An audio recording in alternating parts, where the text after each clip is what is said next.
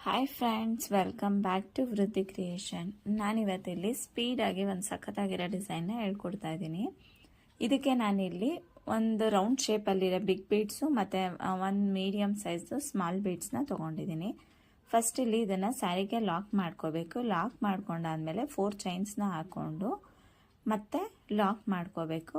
ಆ ಲಾಕ್ ಆದ ತಕ್ಷಣ ನೀವಿಲ್ಲಿ ಒಂದು ಬೀಡ್ನ ಆ್ಯಡ್ ಮಾಡಬೇಕು. ದೊಡ್ಡದಾಗಿರೋ ಅಂಥ ರೌಂಡ್ ಬೀಡ್ಸ್ನ ಆ್ಯಡ್ ಮಾಡ್ತಾ ಇದ್ದೀನಿ ನಾನಿಲ್ಲಿ. ನೀವು ಬೇಕಿದ್ರೆ ಬೇರೆ ಶೇಪ್ ಕೂಡ ಯೂಸ್ ಮಾಡ್ಬೋದು. ಬೀಡ್ಸ್ನ ಆ್ಯಡ್ ಮಾಡಾದ್ಮೇಲೆ ಬೀಡ್ಸ್ನ ಲಾಕ್ ಮಾಡಿ ಅದನ್ನು ಮತ್ತೆ ಸ್ಯಾರಿಗೆ ಲಾಕ್ ಮಾಡಬೇಕು. ಕನ್ಫ್ಯೂಸ್ ಆಗಬೇಡಿ. ಯಾವಾಗೂ ಆಲ್ಮೋಸ್ಟ್ ಬೀಡ್ಸ್ನ ಆ್ಯಡ್ ಮಾಡಿದ್ಮೇಲೆ ಫಸ್ಟು ಬೀಡ್ಸ್ನ ಲಾಕ್ ಮಾಡ್ಕೋಬೇಕು. ಅದಾದಮೇಲೆ ಸ್ಯಾರಿಗೆ ಲಾಕ್ ಮಾಡಬೇಕು. ಇಲ್ಲಾಂದರೆ ಬೀಡ್ಸು ಸ್ವಲ್ಪ ವೇರಿಯೇಷನ್ ಇರುತ್ತೆ, ಅದಕ್ಕೋಸ್ಕರ. ನೆಕ್ಸ್ಟು ಇದೇ ಥರ 4 ಚೈನು 1 ಬೀಡ್ಸು, 4 ಚೈನು 1 ಬೀಡ್ಸು, ಈ ಥರನೇ ಕಂಟಿನ್ಯೂ ಮಾಡಿ. ಫಸ್ಟ್ ಸ್ಟೆಪ್ ಬಂದು ಇಷ್ಟೇ. ಸೆಕೆಂಡ್ ಸ್ಟೆಪ್ಪಲ್ಲಿ ನೀವು ಎಲ್ಲಿ ಲಾಕ್ ಮಾಡಿರ್ತೀರೋ ಅಲ್ಲೇ ಲಾಕ್ ಮಾಡಿ.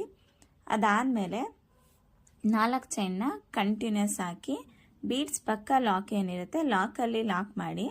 ಸ್ಮಾಲ್ ಬೀಡ್ಸ್ನ ಆ್ಯಡ್ ಮಾಡಿ ನಾರ್ಮಲಾಗಿ ಲಾಕ್ ಮಾಡಿ. ಇದೇ ಥರ 4 ಸಲ 4 ಚಿಕ್ಕ ಬೀಡ್ಸ್ನ ಆ್ಯಡ್ ಮಾಡಿ ಲಾಕ್ ಮಾಡ್ಕೋತಾ ಬನ್ನಿ. ಅದಾದಮೇಲೆ ಬೀಡ್ಸ್ ಇನ್ನೊಂದು ಸೈಡ್ ಏನಿರುತ್ತೆ ಅದ್ರ ಎಡ್ಜಲ್ಲಿ ಹೋಗಿ ಲಾಕ್ ಮಾಡಬೇಕು. ಆವಾಗ ನಿಮಗೆ ಡಿಸೈನ್ ಅನ್ನೋದು ತುಂಬಾ ಚೆನ್ನಾಗಿ ಬರುತ್ತೆ. ತುಂಬ ಈಸಿಯಾಗಿರೋ ಅಂಥ ಸ್ಟೆಪ್ಪು. ಬರೀ 2 ಸ್ಟೆಪ್ಪಲ್ಲಿ ಕ್ರೋಶಾ ಡಿಸೈನೂ ಮುಗಿಯುತ್ತೆ. ನಿಮಗೆ ಹೆವಿಯಾಗಿನೂ ಇರಲ್ಲ, ತುಂಬ ಸಿಂಪಲ್ಲಾಗಿನೂ ಕೂಡ ಅನಿಸಲ್ಲ. ಬೀಡ್ಸು ಒಂಥರ ಹೆವಿನೂ ಫೀಲ್ ಆಗಲ್ಲ. ನೀವು ಸೆಲೆಕ್ಟ್ ಮಾಡೋದ್ರ ಮೇಲೆ ಡಿಪೆಂಡ್ ಆಗುತ್ತೆ.